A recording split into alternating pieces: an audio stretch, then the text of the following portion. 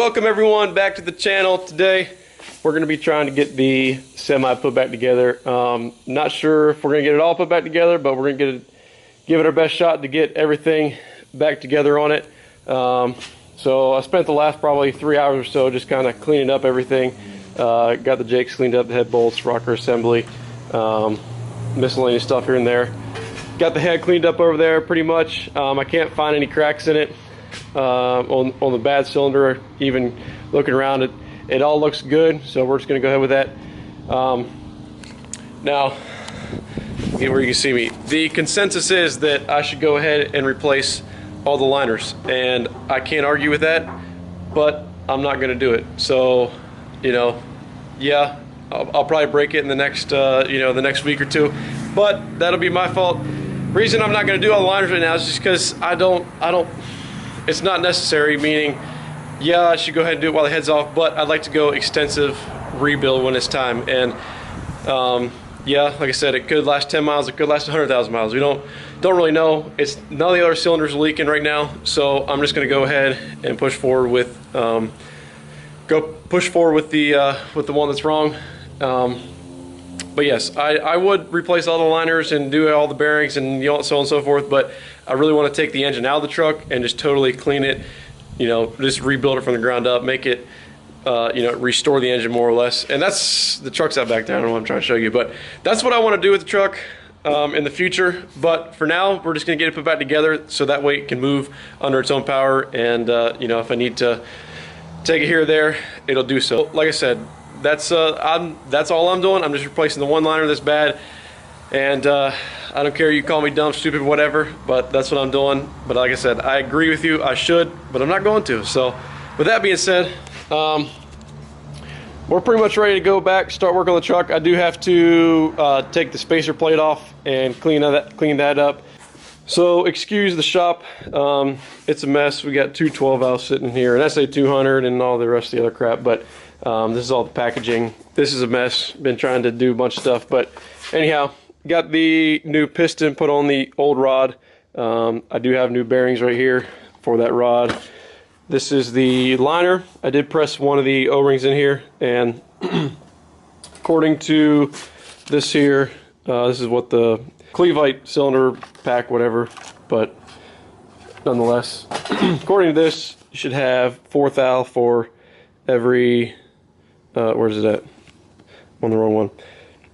Approximately 4 thou per 1 inch of bore diameter. So this is under 5.5 inch bore, and according to that, we should have, just say a 5 inch bore, 4 thou per inch. We should have 20 thou, but a little more than that. But anyhow, this is 25 thou, just a little gap, and it's a little loose, but not much. But at the same time, these rings came with this whole thing, so I don't know. Obviously, it's a little bigger, but it must already be predetermined, because there's really no way to, this is all one pack. So I'm assuming it's already more or less fit for this liner.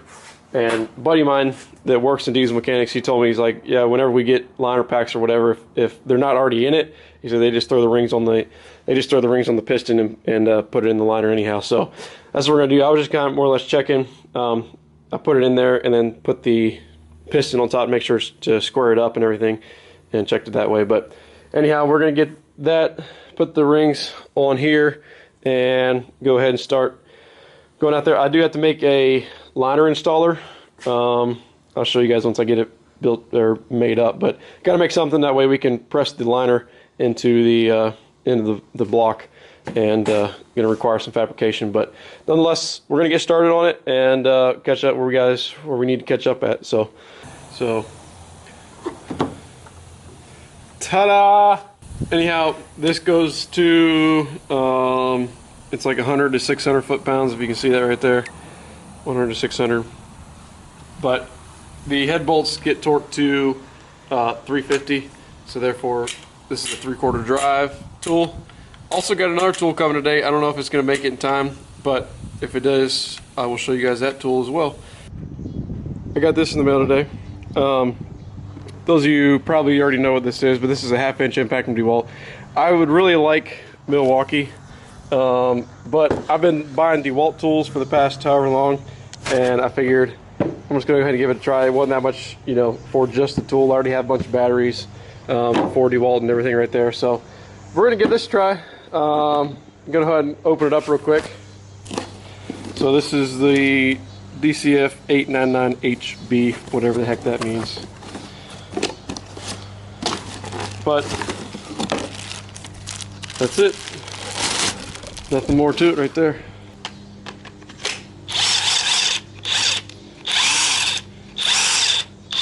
Very different than what I'm compared. There's like no initial startup torque. It's got like a slow start to it. But anyhow, I figured give this a try. Eventually in the future, I'm probably definitely going to bump up to Milwaukee, start buying Milwaukee stuff. But I figure, like I said, I already had all the stuff, and I picked this up, and we're going to give it a try. So just a quick little note, why I think only this cylinder went bad. This is right here where it goes, where basically the oil cooler is, and my thought is that there's so much flow through here. That's why this one went bad, because it's obviously it comes right through there. So if that makes a difference, that's why I'm only going to replace this one.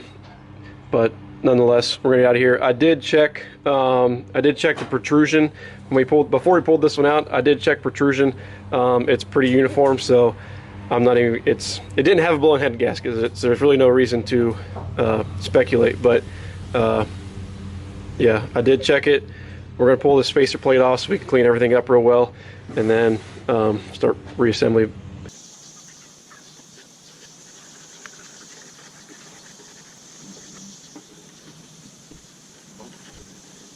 Pretty much got everything pretty cleaned up here, except for the crank. Haven't done that yet, but I'm gonna go ahead and see if I can get this liner in.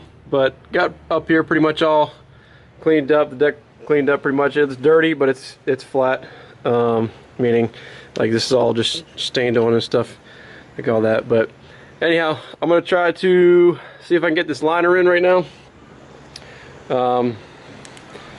So I got the liner kit right here, and there's 3 O-rings and then 1 band that goes around the top. What I'm going to use for this, you're supposed to use a soapy solution on here and then use some oil on this top one here to snug it up. But my buddy who's a diesel mechanic, he said that all he's ever done is used some Gojo with no pumice. This isn't Gojo, but the same thing, without the pumice in it, because he said you can put. You're supposed to use, you know, soapy solution on here. He said this is all he's ever used, is just lube it up with that. He said that if you use oil on here, if you don't get it in the first time, he said good luck getting it in. So he said he's used soap on all of them, and that's what we're going to go with. Whether it's right or wrong, it's probably wrong. Well, it is wrong for cat standards, but this is what he's always done. So that's what we're going to do. And so yeah, but we're gonna lube up all these the O-ring pads right here, down there, and see if we can get this thing stuck in the block. I'm also gonna put some soap on the inside of that as well. So here we go.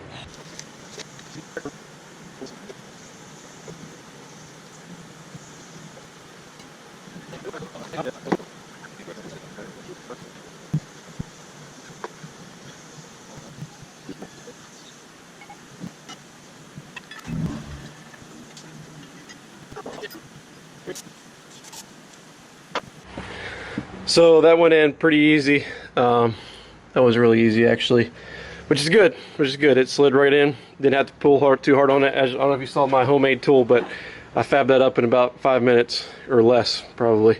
But anyhow, yeah, so it's in there. Next thing to do is I'm gonna go underneath, take the pan off so I can clean the crank real quick, and then we can throw the piston in and get that thing, get the piston in. Keep pushing forward, get the plate on, put the head on, so on and so forth. Right here's my tool I made over here. Right here. Got a pan cut out on there. But I just stuck a head bolt through that side and then whoop, popped right in. So this was what I also used to pull the liner out. Took a couple renditions, broke the bolt one time, and started pulling these wells, so put a little there. I had to put a stiffer on the bottom, but this is what I used to pull the liner out, and then I had this on top of the block with the nut going down that right here. So that worked to get it out. It was quite the struggle, but it came out. So anyhow, let's keep pushing forward.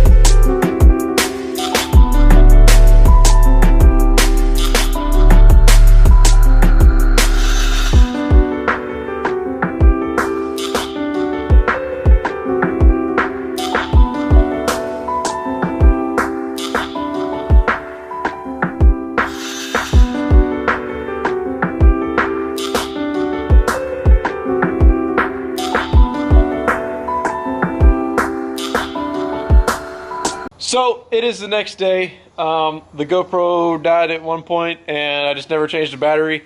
And it was kind of a little bit crunch time. We were just trying to get everything buttoned up as far as the engine wise. So we got top covers on, everything's buttoned up there. We got the oil pan on, even though it's dirty as heck. We took gaskets off, or scraped one gasket off, reused the other one. It wasn't in too bad a shape, and just put a little RTV on it. So got the pan. I don't even know if I'm pointing to the right thing, but got the pan all buttoned back up. So it's more or less sealed up. We just got to do a few other minor things. Put the turbo back on. Just a bunch of random things right now.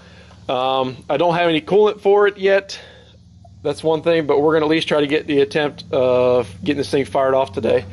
So we got a few things to wrap up. Got to stick this back on, the turbo drain, compressor housing, just get that back on so nothing leaks there. The fuel lines are on, they're halfway bled, but still got to do that. And I got to change the filter and dump 10 gallons of oil in this thing. So we're getting close to getting there, but first got to start off. I'm going to go ahead and pull the oil filter, get a new one spun on, and then we'll jump over to the fuel side and wrap up. Oh, I got to hang the air compressor. I'll show you guys once we get over there, but got to hang the air compressor. I have to make a gasket because my kit didn't come with one, so I'll have to make a gasket for that. But anyhow, we're going to get going here and see if we can get this thing fired off today.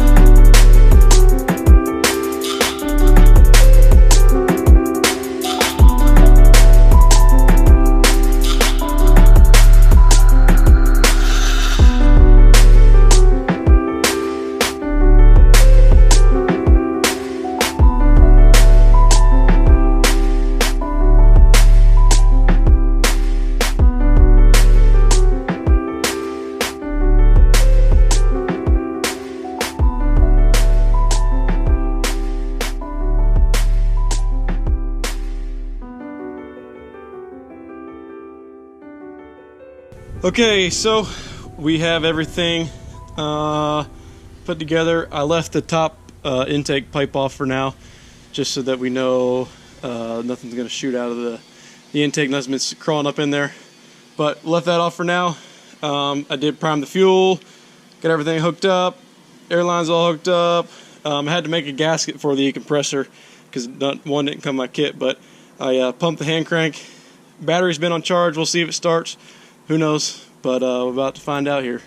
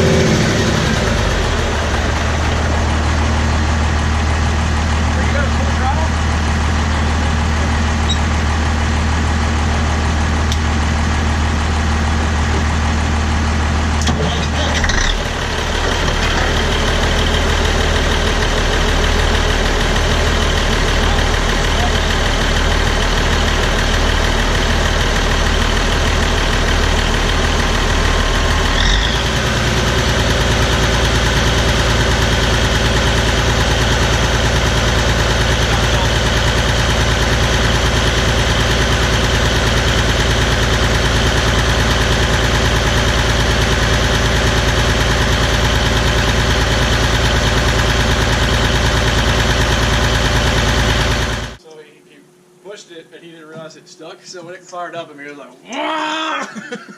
Like, run away, run away! Nah, that's fine. It won't hurt us. It just caught me off guard. It's like, oh crap! All right, so we got the truck to fire off. Ethan had his foot on the throttle. Well, no, the throttle was stuck somehow. So when it first fired up, it went from like 0 to 2 grand, and I'm like, oh no, run away! But no. Yeah, first off, it couldn't get started. I was priming it and everything. It had fuel everywhere, but anyhow, once I realized, like, hey, maybe I should give a little, give a little throttle with the pedal there, it fired right up, and that's why it went sky high right off the bat. But anyhow, we got it to fire off. Took a few minutes, a few tries here and there.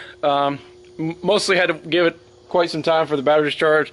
Went and got old Bud here to help us get the power we needed. But anyhow, it fired off. I don't have any coolant yet or nothing, but I might just stick the garden hose in it for now, so I can more or less clean the cooling system out as well. Just kind of try to flush it. So anyway, but it started. That's a good sign. It does have a valve tick, and what happened was the intake exhaust, whatever rides on the push rods, there's two different. One's like a pin, and one's like a knuckle. So anyhow, I pulled like the first 6 out of the first valve cover, and my dad was over here, and he started pulling out the push rods from this side, and I think he had them all in his hand. He thought he had them in the right order, but one or two might have got mixed up, so I think it's just out of adjustment. It sounds like it's up here anyway. But anyhow, truck does run, and that's the good news. I did put the charge plate back on. So yeah, the only thing we got to do yet, I do have to refill the power, or the power steering pump, because it kind of leaked out as it was sitting on its side over here for a little while. So that's gonna wrap up this video, everyone. I just want to say thanks for watching. Maybe you learned something, maybe you didn't, who knows. But anyhow, at least think truck runs again, and we can start doing some more stuff to it. So anyhow, guys, thanks.